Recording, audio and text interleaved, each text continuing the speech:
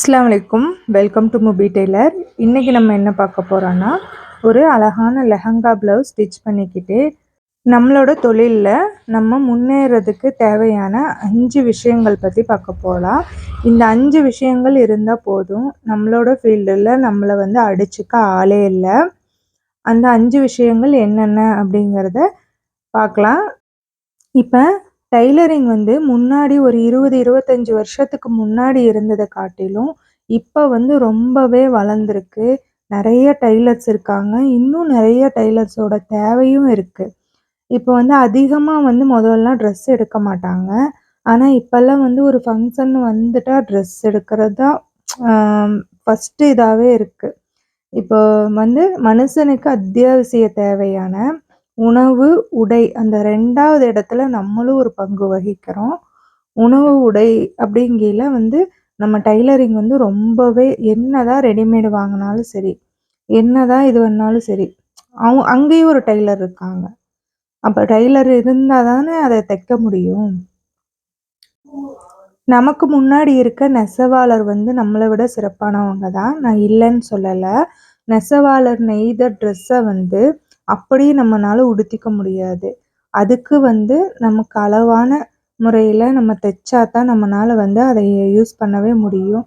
கொஞ்சம் லூஸாக தைச்சிட்டாலோ கொஞ்சம் டைட்டாக தைச்சிட்டாலோ நம்மளால் அதை யூஸ் பண்ண முடியாது. அந்த விதத்தில் பார்க்கையில் டைலர்ஸ் ஆகிய நம்ம எல்லாமே ஒரு பெரிய கெத்து தான். இப்போ நிறைய பேர்த்துக்கு தைக்க தெரியும், லேடிஸ்க்கெல்லாம்.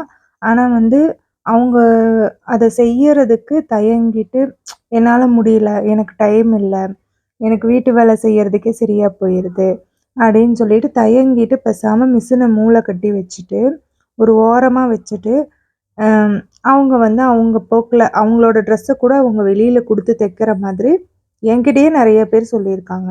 எனக்கு தைக்க தெரியும், ஆனால் எனக்கு இப்போ டைம் இல்லை, நான் தைக்கிறதையே மறந்துட்டேன்.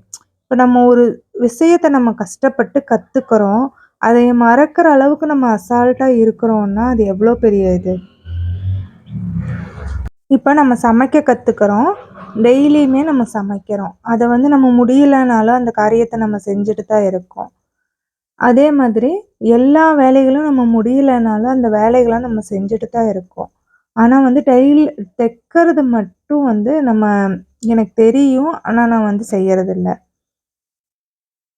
இப்போ நம்ம ஒன்றுமே தெரியாமல் அந்த டைலரிங்கை போய் ஆரம்பத்துலேருந்து முடிக்க வரைக்கும் எவ்வளோ ஸ்ட்ரகிள் இருக்கும். நம்ம எவ்வளோ அதுக்காக மெனக்கெட்டு நம்ம ஒரு இடத்துக்கு போய் பணம் கட்டி படித்து அதை நம்ம கற்றுருப்போம். அப்போ அதை நம்ம வீணாக்குறோன்னா அவ்வளோ இதுவும் விஷயங்களுமே நம்ம செஞ்ச விஷயங்கள் எல்லாமே நம்மளா செஞ்சுருக்கிறது கொஞ்சம் தான் இருக்கும். நமக்காக நம்ம அம்மா அப்பா செஞ்சுருக்கிறது. இப்போ ஒரு ஃபீஸ் கட்டணுன்னா நம்ம அம்மா அப்பா தான் கட்டியிருப்பாங்க. வீட்டில் இருக்கையில் சின்ன வயசில் நம்ம கல்யாணத்துக்கு முன்னாடி அந்த மாதிரி இருக்கையில் நம்மளா உழைச்செல்லாம் நம்ம கட்டியிருக்க மாட்டோம். நம்மளா உழைச்சி அதுக்காக நம்ம எதுவுமே நம்ம செஞ்சுருக்க மாட்டோம். அப்போ அதைய நம்ம கடைசி வரைக்கும் மறக்காமல் அதை செய்யணுங்கிறது என்னோட இது. எல்லாத்துலேயுமே பிரச்சனைகள் வரத்தான் செய்யும். அதை நம்ம ஃபேஸ் பண்ணணும். அந்த பிரச்சனையை கண்டு அதிலிருந்து நம்ம ஒதுங்கி இருக்கணும்னு நினைக்கக்கூடாது. அதை நம்ம ஃபேஸ் பண்ண கற்றுக்கணும். இப்போ நான் டைலரிங் கற்றுக்கிட்டு நான் தைக்கிறதுக்கு ஆரம்பித்து 20 வருஷம் ஆகுது. இன்னுமே நான் ஒவ்வொரு பிரச்சனைகளையும் ஃபேஸ் பண்ணிட்டு தான் இருக்கேன் இந்த டைலரிங்கில். இன்னுமே சில பிரச்சனைகளை ஃபேஸ் பண்ண கற்றுக்கிட்டுமே இருக்கேன். அப்போது நான் இந்த ஃபீல்டில் நிறைய பிரச்சனைகளையும் ஃபேஸ் பண்ணுறேன். அதே மாதிரி நான் துவண்டு இருக்கும்போது உன்னால் முடியும்னு பூஸ்டப் பண்ணுற நிறைய கஸ்டமர்ஸையும் நான் சம்பாதிச்சிருக்கேன்.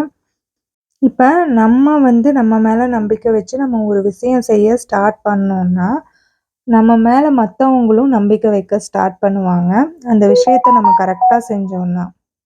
அப்போது ஃபஸ்ட்டு நம்ம தன்னம்பிக்கையோட முயற்சி செய்யணும். எந்த ஒரு தொழில் செய்கிறதா இருந்தாலும் சரி, ஃபஸ்ட்டு நமக்கு நம்ம மேலே தன்னம்பிக்கை இருக்கணும். 2வது விஷயம் மாற்றி யோசிக்கிறது. இப்போ நமக்கு டைம் இல்லை, வீட்டு வேலையை செய்கிறதுக்கே நமக்கு சரியாக இருக்குது, அதனால தான் நான் தைக்கிறதில்ல அப்படின்னு சொல்லி நிறைய பேர் சொல்கிறாங்க. ஆனால் நல்லா தெரிஞ்சவங்க, நீங்கள் தையுங்க, நிறைய தையுங்க, நிறைய சம்பாரிங்க, வீட்டு வேலைக்கு ஆள் கூட வச்சுக்கோங்க. ஒரு நாளைக்கு நம்மனால ஒரு 5 ப்ளவுஸ் லைனிங் ப்ளவுஸ் தைச்சோன்னா, ஒரு ப்ளவுஸ்க்கு ரூ. 250 அப்படின்னா ஸ்டாண்டர்டா வந்து இப்ப நான் திருப்பூருக்குள்ள இருக்கறனால, திருப்பூர்ல இருந்து ஒரு 10 கிலோமீட்டர் தள்ளி தான் எங்க ஊரு. அப்படி இருக்கறனால, எங்க ஊர்ல வந்து ரூ. 250 தான். யாரா இருந்தாலுமே சும்மா சாதாவா தைக்கிற டெய்லரா இருந்தாலும் அவ்வளோதான் வாங்குறாங்க. அதே அமௌண்ட் தான் நானுமே வாங்குறேன். அப்போ ரூ. 250ன்னு கணக்கு போட்டோம்னா, நீங்க ஒரு 10 ப்ளவுஸ் தைச்சா 10 ப்ளவுஸ் தைக்க முடியல. சரி 5 ப்ளவுஸ் நம்ம ஒரு நாளைக்கு தைக்கிறோம். ஏன்னா டெய்லருக்கு வந்து துணி வராதுன்னு இந்த ஊருக்குள்ளார வந்து இல்ல. எனக்கு தெரிஞ்ச வரைக்கும். நல்லா தைக்கிற டெய்லரா இருந்தா நெறைய துணி வரும். கண்டிப்பா. வேணாம் வேணான்னு சொல்ல சொல்ல கொண்டு வந்து குடுத்துட்டு போவாங்க. அப்படி இருக்கையில நம்ம ஒரு 5 ப்ளவுஸ் தைக்கிறோம் அப்படின்னா, நமக்கு எவ்வளோ அமௌண்ட் வரும்? ரூ. 1250 வருது. அந்த ரூ. 1250 ஒரு நாளைக்கு வருதுன்னா, நம்ம வாரத்துக்கு ஒரு 4 நாள் வேலை செஞ்சாலே போதும்.